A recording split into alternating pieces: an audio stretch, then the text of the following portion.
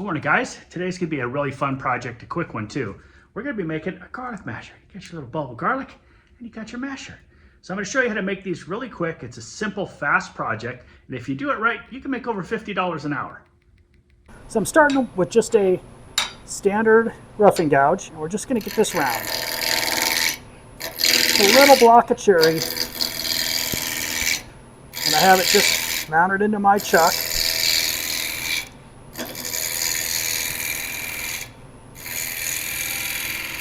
A little easier to work that way. I'm going to go ahead and take my skew and just peel back a little bit closer here so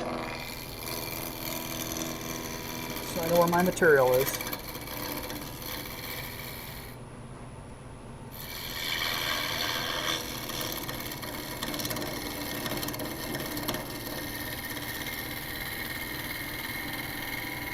Just got to get it round to start. I don't want to hit my chuck later.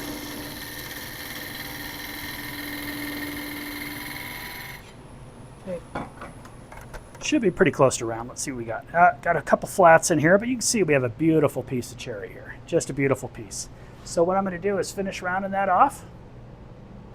And to start, we're going to round it down kind of to a mushroom shape that fits nicely in the palm of your hand. That's the whole trick to making these garlic crushers. So to do that, we could use a skew or we could use the roughing gouge still. We'll start with the roughing gouge. Super simple. Find our bevel and just work our corner off, right?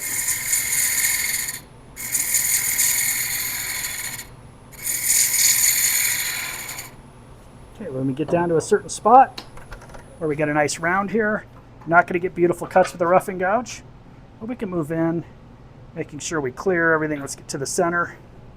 We should be able to right on the center roughly with our tool when we come around. So once I got it there, I can move the whole widget around. Spindle roughing gouge, or spindle gouge, sorry.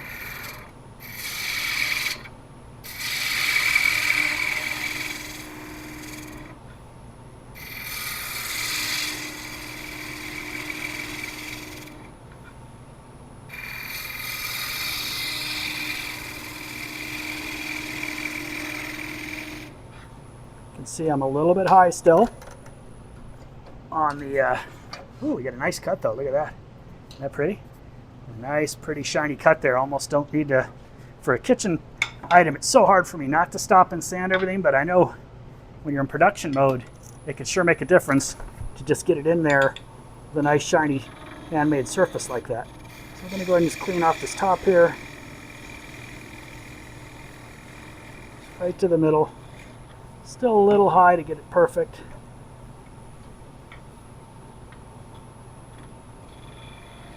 Light cut. Try to come across that middle so we don't end up with a little mark or a hole.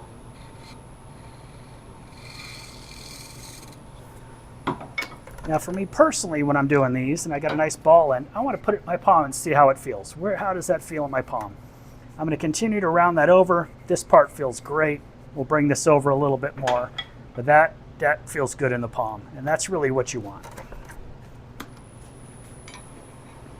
We're just going to find our bevel.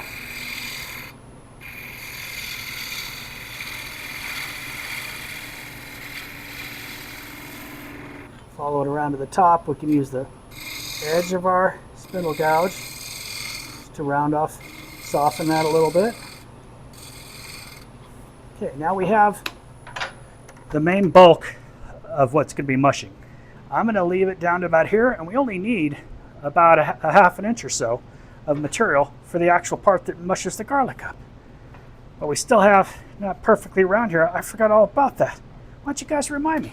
You hadn't rounded that off yet.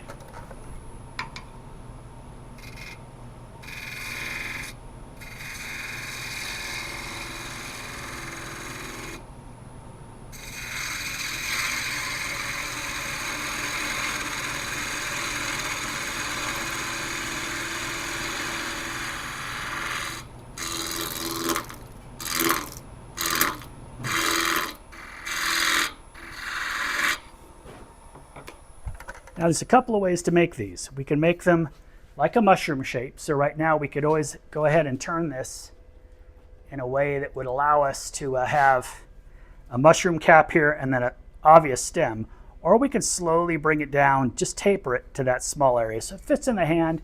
You get your kind of your finger under there, and you can mush your garlic down real nice and easy. I think we're going to go that route, and I haven't tried it that way, so it should be fun. It's always fun to do something I haven't done before. So I'm just going to take some of this material away, like we're tapering.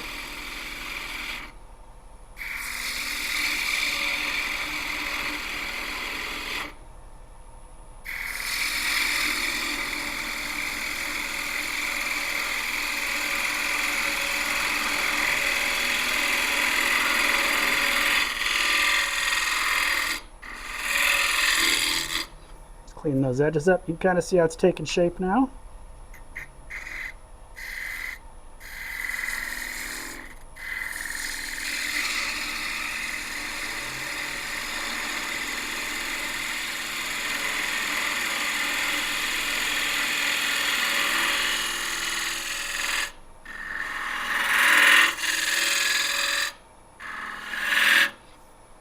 Let's clean up that little line there.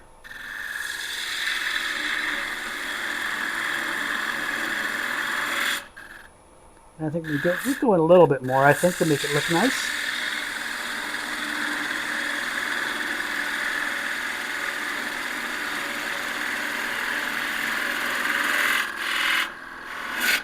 Now I want you to take a good look at that and think of it as a doorknob. Think you had it make a doorknob here. Now this is like a flat surface right here, kind of like a muddler, but it's just for garlic. So the only reason you'd be using this is so you can come around, grab it with your hand right here, and mush some garlic down on a table. It's a really clever little thing. You saw how long it takes to make one. I'm going to sand this up, part it off right here. We'll sand this bottom probably really quickly just on the table if we get a nice straight cut. And then it should be ready to go. And sanding for this, I will speed through it, obviously. But start out 180, work your way up to 320 for a kitchen item, and you should be good to go.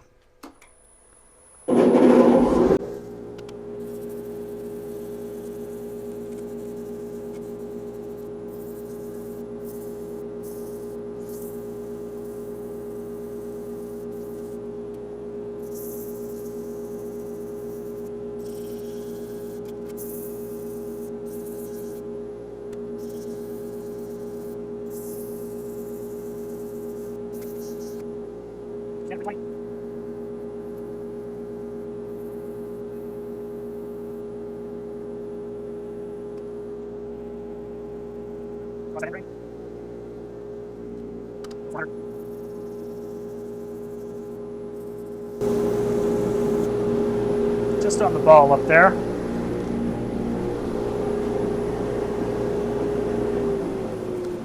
Well, it's still spinning at about 1500 RPM. I'm going to grab some of our shop grit, hard wax basically, with some pumice in it and some mineral oil, and work that into the surface up here so it looks purty. Now we can go all the way down on the edge here as well, just kind of working out any of the fine scratches. I did sand the top to 400, the sides down here I only sanded to 320.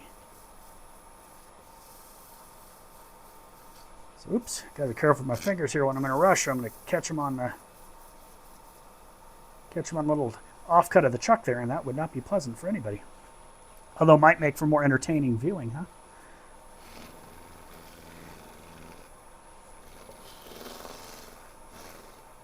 There you go.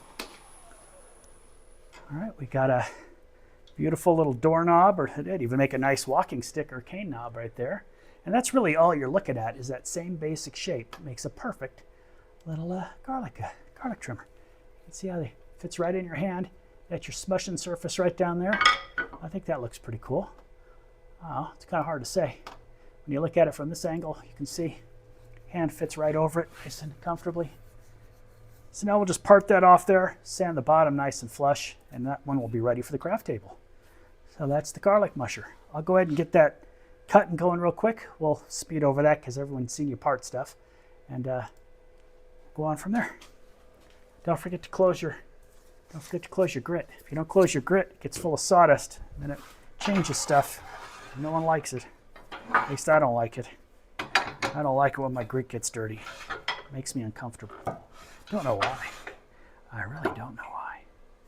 Let's make sure we're not going to nip our tool rest from where I have us there.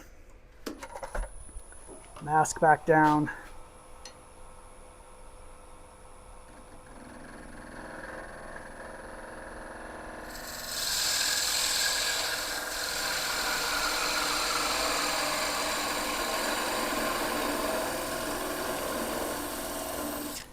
Okay. Get out the back saw. I never saw that last little bit off. I've had too many things go flying on me. Put it on the fine teeth here. Get it all the way in the hole. Saw towards the headstock if you can, so you don't nick your edge. Sorry, gotta hold it here. There you go. All right, so all I have to do, sand that little bit off there, finish it, and I'll be right back to close this out.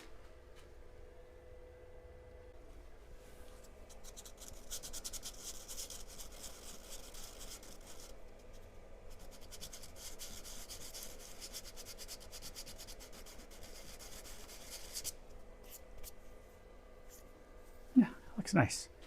So for that now, this is the surface that we're actually going to be putting on the garlic. So I use a little of the Howard's Butcher Block Conditioner.